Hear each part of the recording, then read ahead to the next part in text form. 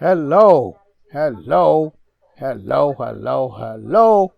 Wherever you happen to be located on this splendid world called Earth, I hope you are having a delightful day, evening, or night, wherever you located. Today, on my blended channel, I'm going to be talking about controlling your camera. I know it's not a lot of things about on YouTube about how to control your camera, or even when I go to Udemy, the Udemy software don't say how to control your camera. So I want to go into my camera view, and I'm going to show you that here. Let me highlight my camera so you can see better. Here is the basic view of the camera. I call it basically a horizontal mode. The horizontal, where my mouse at, looks to be longer than the sides, so your image fits inside of a rectangle. That's the default view on Blender, that rectangle. But I was wondering today, I just now made it today, I just now thought of this today, I haven't been doing it for a long time, is, hey, how can I fit a portrait? What if I want to make a portrait? How can I fit a portrait Blender, a portrait picture inside the camera? Let me render this and explain more of what I want to do for this segment. So I'm going to render my animation. So right here in my image drawer, you see my figure. But I added that red effect to let you know it was other substances behind it. I want to render only that man inside of that grayish box. I want to try to eliminate as much of the red as I can. So for this video, I'm not going to be touching my meshes. Most of the time in Blender, we touch the mesh to fit the camera. This episode on my channel, I want to manipulate the camera so it accommodates the mesh. One thing I've learned from doing my research on YouTube and other sources is to click on this object properties button. It's the button that looks like a printer. Basically, it's the third button down from the top. 1, 2, 3. The third one down looks like a printer. Now I know it's two ways of I can do with this resolution, X, Y, and percent, or I can mess up the aspect ratio. I suggest you don't mess up the aspect ratio because it's going to make your image look messed up. I should give an example of what aspect ratio would do. I'm just going to increase it. Let's see what aspect ratio does to my image. Render image. You see that? He looks more squashed. So if you want to make your image squash or elongated, use aspect ratio, but I don't want to do that. So I'm just going to hit Control Z to put it back to what it was, 1. And what happened to my picture? Oh, I got to bring him back. All right, there he's back. So now you can manipulate the X and Y so it won't have the aspect ratio features with it. Manipulating X and Y will manipulate the camera, the side boxes, so it can make it more fit my portrait. So let me do that right now. I want to make it more vertical. I'm just going to do this. I should scale them both up. Okay, now it's going more rectangle. Or the sides are moving. So I want to do it in conjunctions. I got to move this. If I move X left, I got to move Y right. And I'm doing that to try to preserve the aspect ratio. That's why I'm doing that. So I move this a little bit. I got to move the X to the left a little bit. Move Y to the right. X to the left. Y to the right.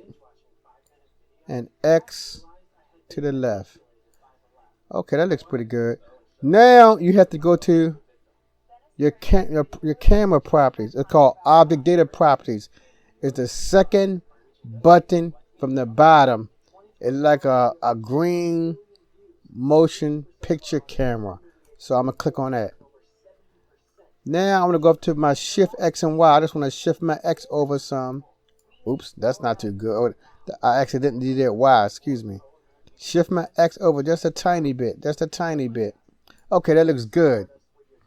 Now, here comes the magic part. I have to mess with my focal length. But you all seen so far, I have not touched the mesh. I've only been manipulating my camera. So I'm going to have to adjust my focal length. Let's see what I get. See? It's getting larger. It's getting larger.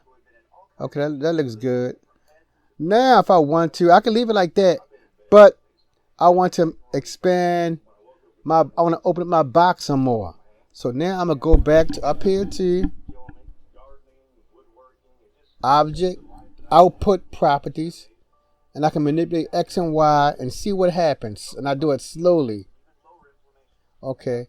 I have to manipulate X to the right. So that means I have to move Y to the left to try to keep the aspect ratio. Move X to the left. And Y to the left. I want to move X to the right. And Y to the left. A little bit. Okay, it's almost fitting. So to get a more perfect fit, I can go back to my object data properties or that little green camera. And I just can shift the X over a little bit more. Shift. Okay, that looks as good as it's going to get. Alright. And I can manipulate my Y too. I can manipulate my focal length a little bit more. Let me see. I'm going to bring it down. Okay, that's a perfect fit. So I reduced it to 75. Remember, I only been manipulating my camera. Sometimes you don't want to manipulate the camera. You want to leave. You don't want to have to touch your mesh so your mesh can fit the camera. Here, I made the camera adjust to the mesh. The mesh was never touched. Never. Let me render it now. Let's see how it looks. Render image.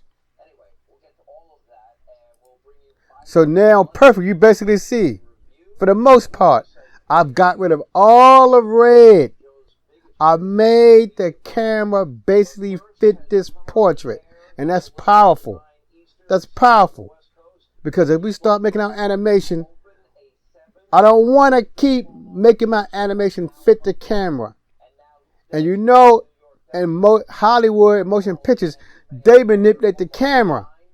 They don't tell her. They just tell the actor, make sure you say your lines right and make sure you're at this spot here. Make sure you got a believable look on your face. The magic comes from the person manipulating that camera.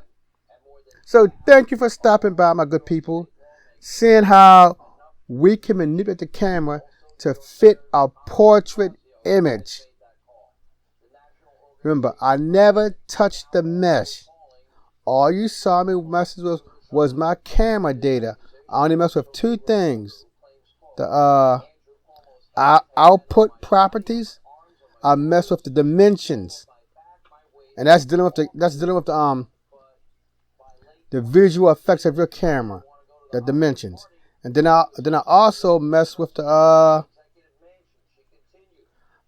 object data properties, which is basically the camera. I just kept manipulating stuff until I got that image to fit as you see on my left. So thank you for taking this time to learn about a topic that's really not discussed and blended much. How to manipulate your camera to fit your animation scene. As I like to say every time, for those people who knew the Blender, we all were new. The best Blender artists in the world, the best Maya artists in the world, the best Houdini, Cinema 4D, they all started as a beginner. So, as a beginner, and if you like this 3D gig, Don't stop. Keep pushing forward. Keep learning. And you see, I keep learning. And you can tell from the sound of my voice, I'm not no little teenager or 20-year-old. I'm far over 20. Keep pushing. I'm rooting for you. The Bender Foundation rooting for you. The Bender community is rooting for you. And most important, Tom Rosenthal, the founder of Blender, he's rooting for you. So keep striving and keep aiming high. Till the next time, my Blender family and friends, peace.